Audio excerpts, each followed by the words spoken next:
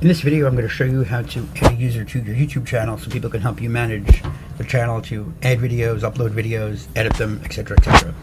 So what you're going to do over here is, if you're not already logged in, log into the Google account that attached to your YouTube channel, and you might be on this Your Channel screen. Where you want to be is here under YouTube Studio.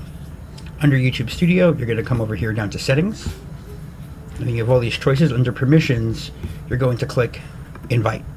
And when you click Invite, you can add the email address of the person that you want to invite, and there are a bunch of choices you have here for access, so let's go over those now. So for access, you have a number of choices. You have Manager, so they can view everything, manage everything, so that would be someone, like an administrator who you really trust. Here's Edit. Edit is a good place to be because they can go live, create and edit content, but they can't manage permissions, they can't add other people, and they can't delete content. And then Limited Editor if you're using revenue data because you've monetized the channel.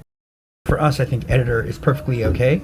And then we're going to you'd click Done, and then it will send the invite. And then once you've sent the invite, you're going to be able to be over here and see that that person is pending acceptance, and you can certainly edit what their permissions are, what their role is from here. If you have any questions, please let us know.